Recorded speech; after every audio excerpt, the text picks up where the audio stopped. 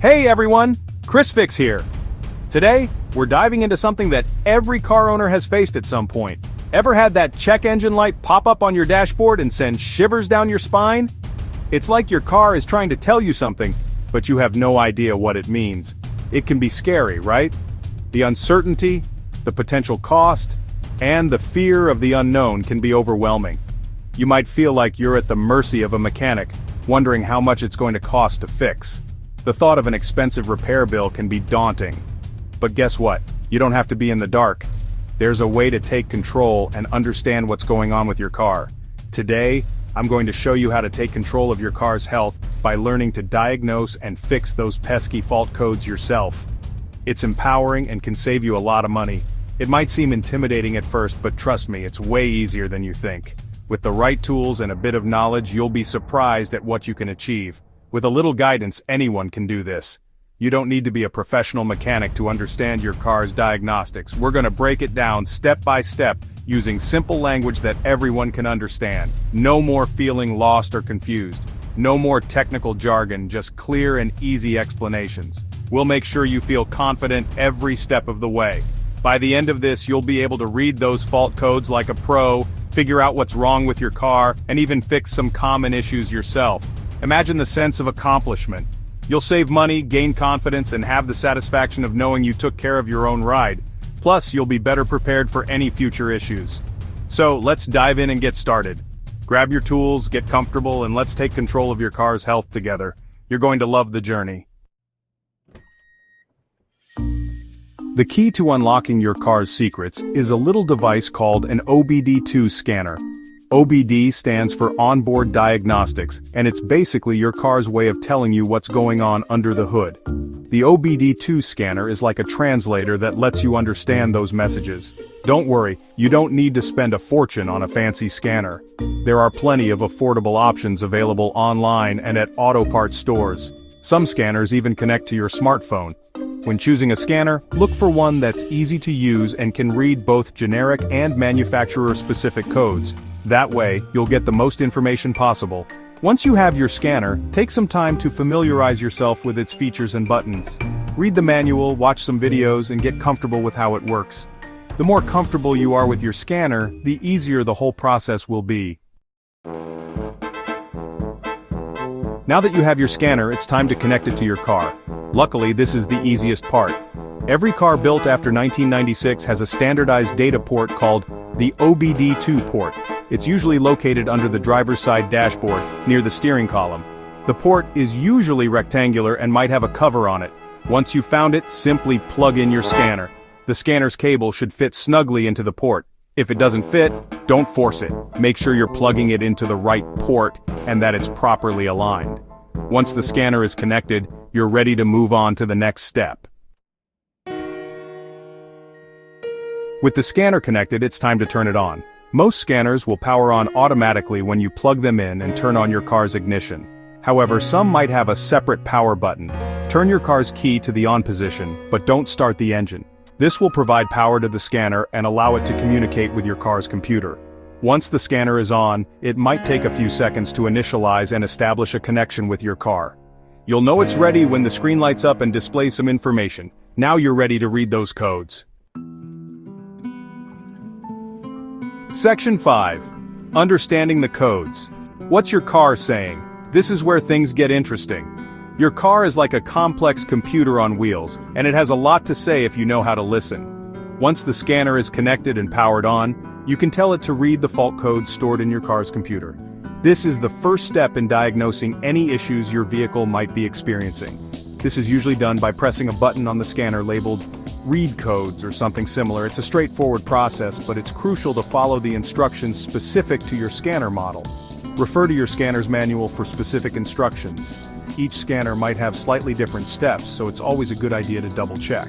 The scanner will then display a series of codes, usually a combination of letters and numbers. These codes are your car's way of communicating with you, telling you exactly what's wrong. These codes represent specific problems that your car's computer has detected. Each code corresponds to a particular issue, which can range from minor glitches to significant mechanical problems. Don't panic if you see a bunch of codes. Some common codes include P0420. This indicates a problem with your catalytic converter. The catalytic converter is crucial for reducing harmful emissions from your vehicle, P0300. This means your engine is misfiring.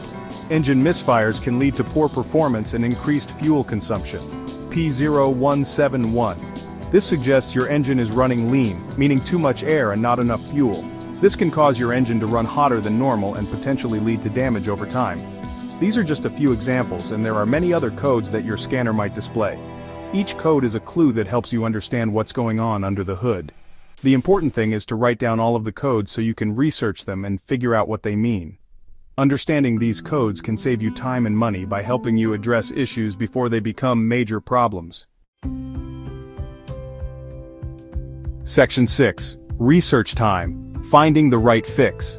Now that you have your list of fault codes, it's time to do some detective work. This is where the real fun begins. Think of it as a puzzle that needs solving. Each code is a clue that will lead you closer to understanding what's going on with your vehicle. The good news is, you don't need to be a mechanic to figure out what these codes mean. With a bit of patience and the right resources, anyone can do it. There are tons of resources available online and in auto repair manuals that can help you decipher them. Websites, forums, and even YouTube channels dedicated to car repairs can be incredibly helpful. Simply type the code into your favorite search engine along with the make and model of your car. You'll be amazed at the wealth of information that pops up. You'll find countless forum posts, articles, and videos explaining the code, its possible causes, and common fixes. These resources often include step-by-step guides and troubleshooting tips from people who have faced the same issues. Pay close attention to the symptoms you're experiencing with your car. Are there any unusual noises, smells, or behaviors? Document everything. This will help you narrow down the possible causes and find the most likely solution. Cross-referencing your symptoms with the information you find can be incredibly enlightening. For example, if you have a P0420 code, which indicates a catalytic converter problem, and your car is lacking power, it could mean a clogged catalytic converter. This is a common issue, and there are many guides available to help you address it.